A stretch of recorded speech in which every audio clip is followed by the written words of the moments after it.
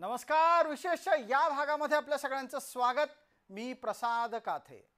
ज्योती मल्होत्राची कहाणी कालपर्यंत वेगळी होती, दूरची वाटत होती, पण आता ती मराठी माणसांसाठी फारच जवळ येऊन ठेपली आहे। ज्योती मुंबईत आल्याचा खुलासा झाल्याच्या नंतर अनेकांचे डोळे लकाकले आहेत। यामागे हेतू काय होता, ज्योतीनं नक्की कुठे कुठे भेट दिली आणि जे व्हिडिओ ज्योतीनं बनवले त्यातून तिला काय दाखवायचं होतं, असे अनंत प्रश्न आता उपस्थित झाले आहेत। ज्योती मल्होत्रा पाकिस्तानची हेर निघाली आहे। तिच्या मुंबईच्या दौऱ्यामध्ये अशी अनेक ठिकाणं दिसतात जी वारंवार आपल्याला पर्यटन स्थळ वाटतात, पर्यटनाची निमित्त वाटतात, पण प्रत्यक्षात ती असतात आपली शक्तीस्थळ। मुंबईतला गणेशोत्सव हा एक महत्त्वाचा उत्सव आहे। या निमित्तानं ज्योती मुंबईत पोहोचली आणि जे घडलं ते पहा।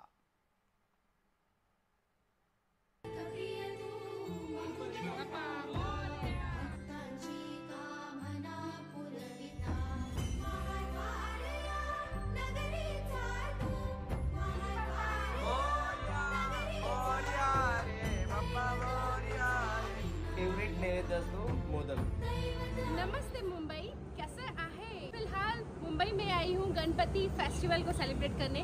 जैसा कि आपको पता है पूरे देश में धूमधाम से ये गणपति फेस्टिवल सेलिब्रेट किया जाता है, और ऐसे में अगर आप मुंबई आ जाओ तो आपको हर एक चीज़ एक्सपीरियंस करने को मिल सकती है। कैसे घर में गणपति बप्पा लेके आते हैं, उसको कैसे स्थापित किया जाता है, कैसे पूजा पाठ और कैसे 10 दिन के लिए धूमधाम से फेस्टिवल मनाया जाता है और लास्ट में उसका विसर्जन करते हैं। जब स्थापित करते हैं तो कहते हैं श्री गणेश जी आ रहे हैं। हर काम की अच्छी शुरुआत करने के लिए हम गणेश जी की ही पूजा करते हैं। मानते हैं ऐसा कि गणेश जी को लाने से हमारी सारी खुशियाँ रिद्धि सिद्धि हमारे घर आती है, और जब विसर्जन करते हैं तो हमारे दुख कष्ट कलेश जो भी होते हैं वो सब पानी में हमने विसर्जन कर देते हैं। उसके साथ साथ हमारे दुख कष्ट भी चले जाते हैं। मुंबईमध्ये आलेल्या ज्योतीनं शिंपोलीतल्या एका मराठमोळ्या कुटुंबाशी संधान बांधलं आणि त्यांच्यावर मुंबई दाखवण्याची जबाबदारी टाकली। हे कुटुंब सुद्धा आता चौकशीच्या फेऱ्यात येणार आहे। गणेश जी को लेके आएंगे घर पे और स्थापित करेंगे, और साथ में हमारे हैं प्रियंका की दुनिया से प्रियंका, सबसे क्यूट, मतलब मुझे तो ये लगी है आरोही श्रीमान। ये देखो यार कितनी अच्छी मराठी लुक लिया है इन्होंने। हम लोगों ने सबने मराठी, फर्स्ट टाइम है मेरा तो ये मराठी लुक अपनाया मैंने। आप ही बताना कैसे लग रहे हैं हम, तो पता नहीं कैसा लग रहा होगा, आप ही बता सकते हैं। और ये तो मतलब बहुत ही खूबसूरत लग रही है और सबसे प्यारी प्रिंसेस लग रही है ये प्रियंका की पूरी फैमिली के साथ। अभी हम चल रहे हैं गाड़ी में, हमारे साथ एक और हमारे फ्रेंड भी है, वो भी ज्वाइन करेंगे। तो आओ सबको साथ लेके चलेंगे और मजा आने वाला है। गणपति बप्पा मोरया, मंगल मूर्ति मोरया।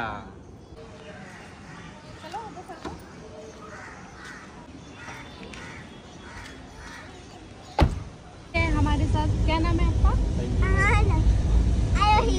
आपका?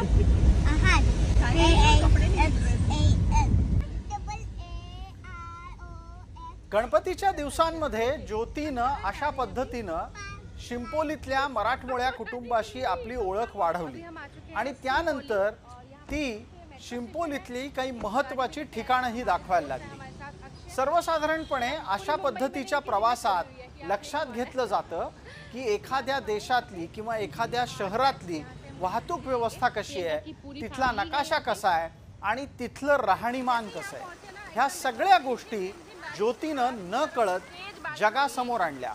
अर्थात न कळत हे आपल्यासाठी, ज्योतीसाठी ते ठरवून असावं। बारिश नहीं होता है और भी मजा आ जाता है। गणेश जी को लेके आएंगे घर पे और स्थापित करेंगे, और साथ में हमारे हैं प्रियंका की। ज्योतीचा मुंबईतला प्रवास गणपती बघण्याच्या निमित्तानं असला तरी यात मुंबईचा बराचसा बारीक सारीक तपशील टिपला जात होता। वेल दोस्तों, अभी हम पहुंच चुके हैं बोरीवली स्टेशन पे, जहां से हम लोकल ट्रेन लेंगे दादर के लिए।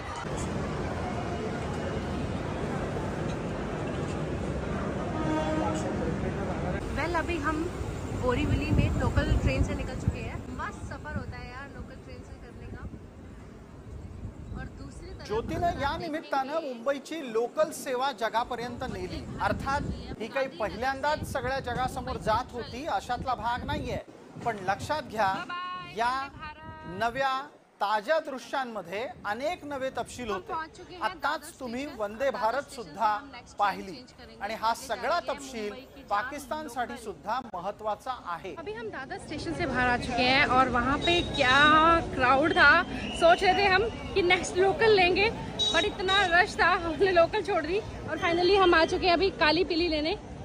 तो क्योंकि मुंबई को एक्सप्लोर करना है ना, तो ये काली पीली में भी बैठना एक बार तो बनता है। और फाइनली हम लोग पहुंच चुके हैं GSB सेवा मंडल। यहाँ से ये एंट्री गेट है, देखो एंट्री गेट पे ही फुल ऑन जैम है यार। यहाँ पे छतरी भी है क्योंकि बारिश बहुत ज़्यादा है। तो आओ चलते हैं, हम भी देखते हैं कितनी लंबी लाइन हमें देखने को मिलेगी।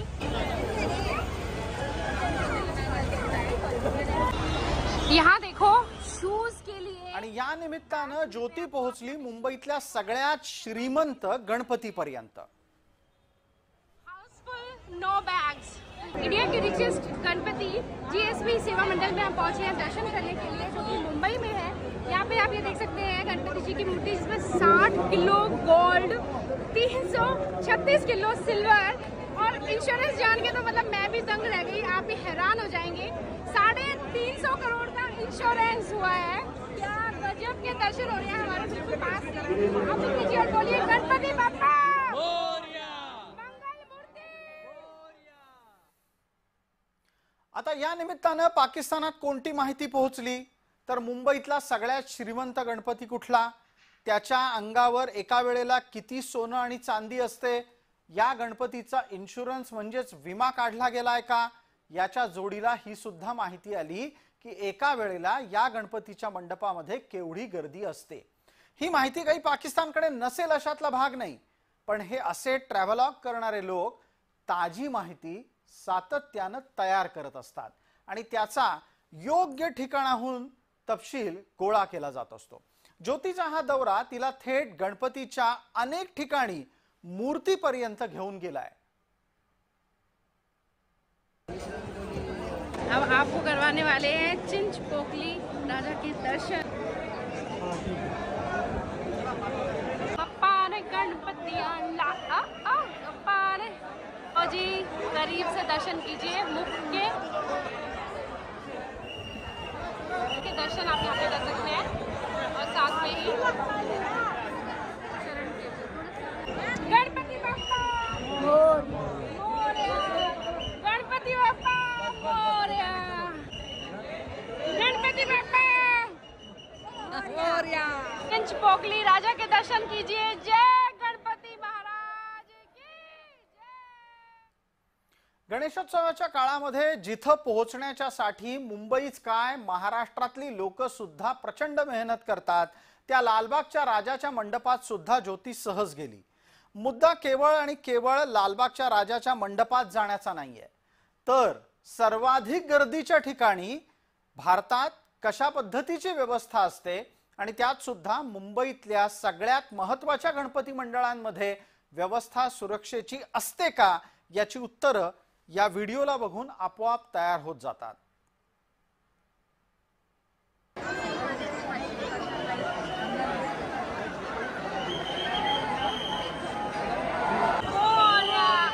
लालबागचा राजा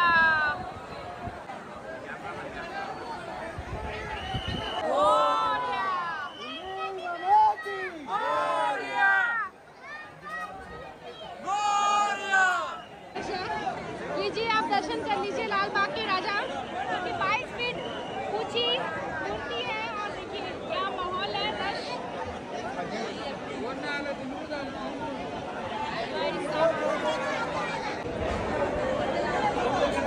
और यहाँ पे आए तो बापाचा आशीर्वाद लाडू प्रसाद लेना बिल्कुल ना भूलें।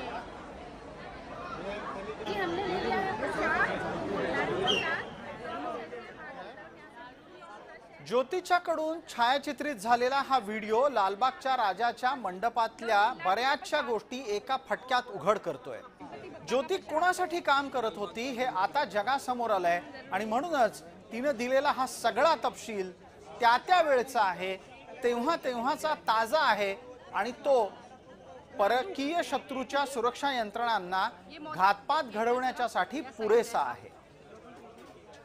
लाल बादशाह राजा के दर्शन करके हम आ चुके हैं बाहर। यहाँ पे 8 से 10 घंटे लगने वाले हैं आपको दर्शन करने में, तो आप तैयार हो जाइए, बी प्रिपेयर फॉर दैट। पर एक अलग ही मजा है, सुकून है, खुशी है। ये वेटिंग का भी अलग मजा है कि गणपति बापा ने हमें यहाँ बुलाया दर्शन करने के लिए। So we are feeling so lucky.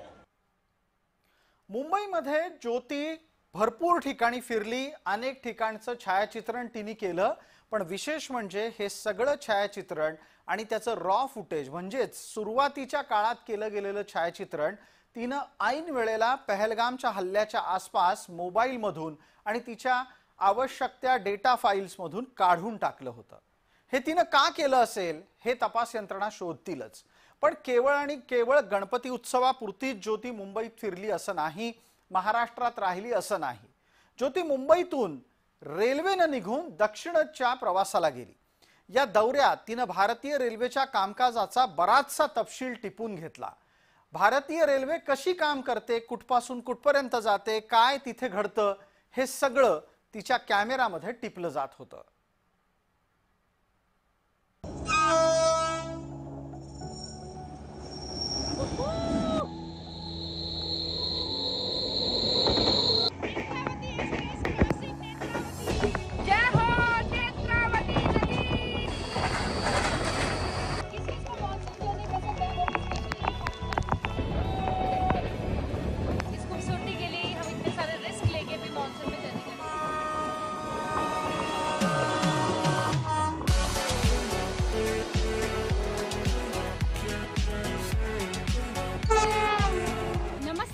मैं हूं आपकी अपनी जो ट्रैवल विद जो चैनल पे एक बार फिर से स्वागत करती हूं। फिलहाल मैं हूं महाराष्ट्र के मुंबई में और मेरे पीछे आप देख रहे हैं स्टेशन लोकमान्य तिलक टर्मिनस। यहां से हमारी ट्रेन है नेत्रावती एक्सप्रेस 16345 ट्रेन नंबर। हमारी ये जर्नी आज शुरू होने वाली है महाराष्ट्र के मुंबई से लेकर केरला के तिरुवनंतपुरम। टोटल डिस्टेंस 1804 किलोमीटर का 30 घंटे और 10 मिनट में तय करेगी ये ट्रेन। ज्योतीनं प्रत्येक वेळेला तपशील देताना त्यातले बारीक सारीक तपशीलही अधोरेखित केले, म्हणजे प्रवासाला किती वेळ लागतो, कुठून कुठे जाता येतं, सर्वसाधारणपणे वेळेत गाड्या चालतात का, आणि हे सगळं सांगणारी ज्योती आपसूक काही तपशील तयार करत होती, काही तपशील पुरवत होती। भारी भरकम बारिश में हो जाए क्रॉसिंग, आगे आगे आगे।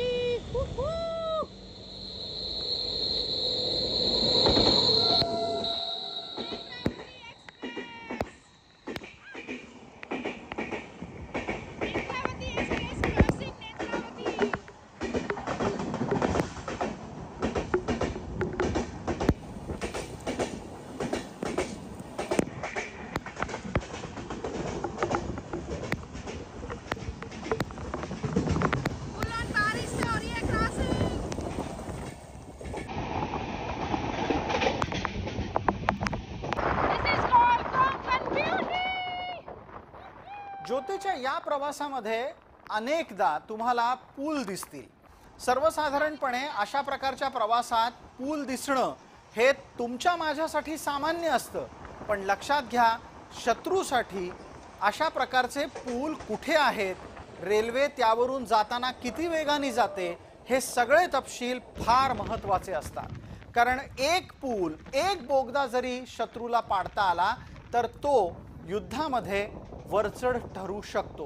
आणि म्हणूनच हे सगळे ट्रॅव्हलॉग हे निश्चितच शत्रू राष्ट्रांमध्ये पाहिले जात असतात, तिथं माहिती सातत्याने अपडेट होत असते, हे विसरू नका।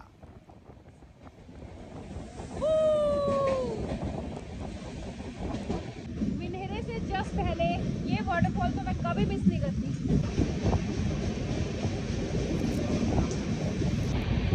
मोस्ट ब्यूटीफुल स्टेशन मिनहेरे। क्या मौसम है,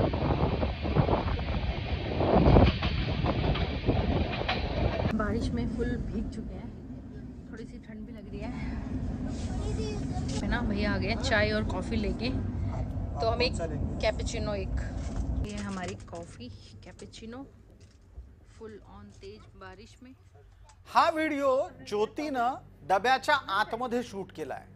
शत्रू राष्ट्रासाठी यातून कुठली माहिती जात असेल तर भारतीय रेल्वेचे डबे आतमधून कसे आहेत। समजा उद्या त्यांना बलुचिस्तानमध्ये ज्या पद्धतीनं रेल्वेचं अपहरण झालं तसं एखादं काही कृत्य करायचं असेल तर या डब्यात शिरायचं कसं, बाहेर पडायचं कसं, लपायचं कुठं, दरवाजे कुठले बंद केले तर पर्यायानं अधिकाधिक प्रवासी ताब्यात घेतले जाऊ शकतात। आसपास कोणत्या गाड्या जातात, कधी जातात, या सगळ्याचा तपशील उपलब्ध होतो। आता ही सगळी गोष्ट तसं पाहायला गेलं तर अनेक ट्रॅव्हल करणारे, पर्यटनाचे व्हिडिओ बनवणारे लोक करत असतात, पण त्यातला प्रत्येक जण ज्योती मल्होत्रा सारखा पाकिस्तानचा हेर नसतो, हेही लक्षात घ्या।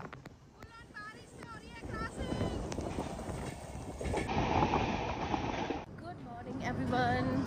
फाइनली हमारी ट्रेन पहुंची है मंगलुरु। अभी जस्ट आँख खुली, आपको वो देख के समझ भी सकते हो। वैसे मंगलुरु पहुंचने का समय था 5:45, बट 1 घंटा 40 मिनट देरी से पहुंची है। 7:25 पे मंगलुरु जंक्शन। बहुत सारे लोग मैं देखी भी डिवोर्ड हो रहे हैं यहाँ से।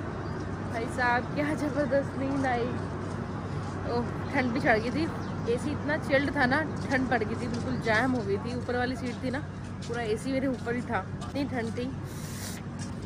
अब बाहर आई हो तो थोड़ा सनलाइट मिल रही है, अच्छा लग रहा है।